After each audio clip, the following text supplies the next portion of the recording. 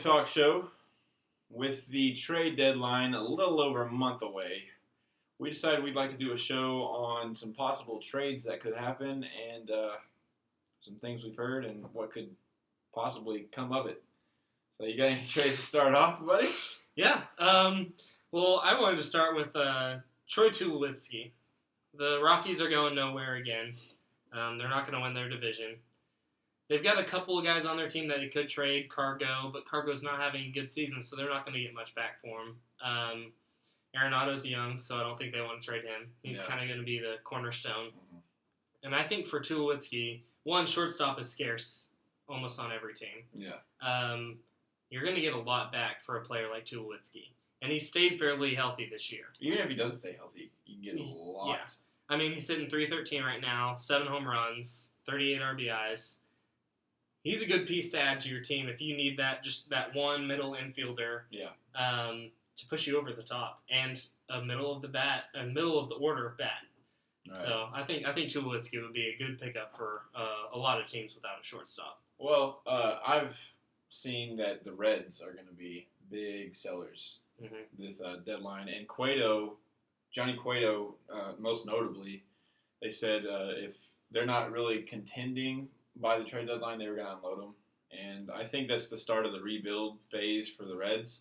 They've got a lot of trade chips. They got Votto, they've got Bruce, they've got Chapman, Cueto, Frazier, and Phillips. And they could definitely get some good names back, some top prospects to start that rebuilding process if they wanted to. I think unloading Aroldis Chapman, who's in control until the end of next season for the Reds, and Cueto would free up some, serious money and get them back some kids that they could really use in the future. One thing I've heard is a Cueto Chapman package deal. Possibly, there's a few places they could go separately, but one thing I have heard is maybe the Rangers. Mm-hmm. They need a little bit of solidification in the bullpen and a starter in there because there's always a chance one of them's going to go down, and it's happened so far this year already. And the Rangers don't really have that ace at the top of the staff. Mm. They've got a lot of good pitchers, but not really that solidified ace, and I think Cole Hamels would bring that. Or Cueto, sorry. Yeah, well, Cole Hamels. That's Cole Hamels was the next guy that I was thinking. Yeah, Cole Hamels. They say that the favorite to bring in Cole Hamels is the Rangers. Rangers and Yankees. Yankees, yes. He does have a no-trade clause, which you would have to waive in order to go to whatever team. And he's already said that Texas and New York, and I think L.A. too, the Dodgers, he would waive his no-trade clause to go to that team.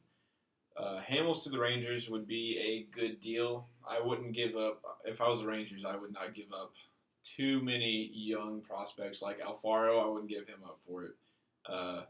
Gallo, I don't think would be a good fit in Philadelphia.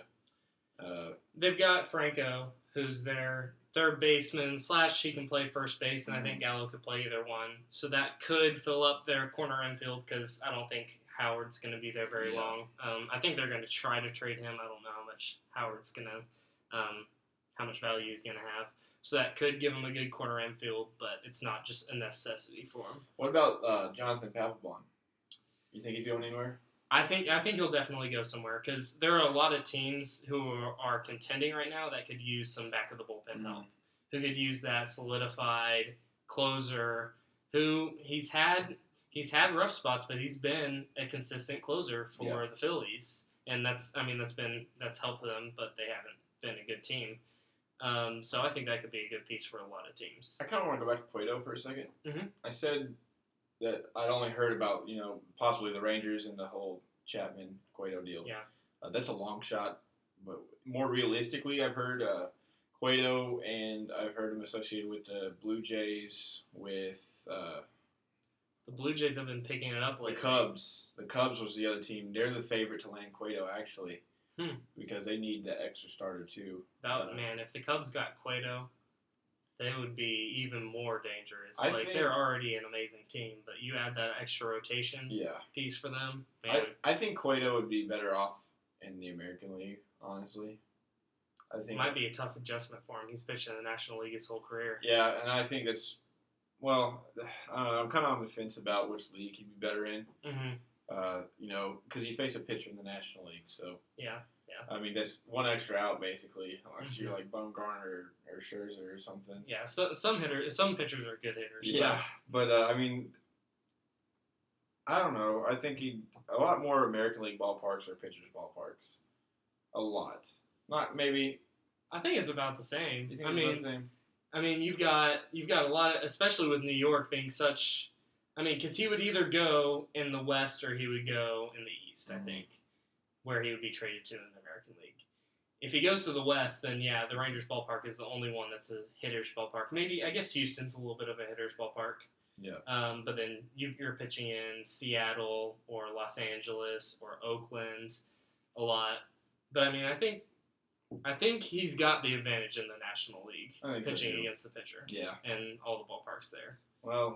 But that is the good thing. He is pitching in Great American Ballpark, I believe, is the name of Cincinnati, and that's a hitter's ballpark. So anywhere he goes, I mean, it's going to be, he's going to be good. He's a good pitcher. He's Johnny Cueto. Yeah, exactly. But the Rangers have a bunch of trade pieces. They got Anthony Renato, Lewis Brinson, Nick Williams. I mean, a bunch of younger names. Alfaro, Jorge Alfaro, the catcher. There's so many names that could be traded from the Rangers. They could use that to, gain a lot of leverage at the trade deadline and pick up some really good pieces. I think I don't know who's going to be the biggest buyers, who's going to be the biggest sellers just yet. We'll know probably in a few more weeks. But the Rangers, they could get some people if they're willing to dish out some of their farm system. Yeah. Don't know if that's a smart move, but if they want to win now, which it seems like they're in win now mode, I think that's the route to go. And they got some of the best trade pieces I think there is, other than a few younger teams like the Astros or even Oakland. Yeah. Oakland, they're thinking about trading Ben Zobrist. Yeah. And that's going to be it for trade rumors and trade possibilities that we've heard about over the last few weeks and that could go down before the trade deadline or at the trade deadline. But thanks for watching, you guys. You can always get at us on Twitter at the Triple Play 3. Leave a comment down below and go ahead and subscribe while you're at it, or find us on Facebook for more. We'd like to thank you again for watching. I'm Nate Olson. And I'm James Grove. See you guys.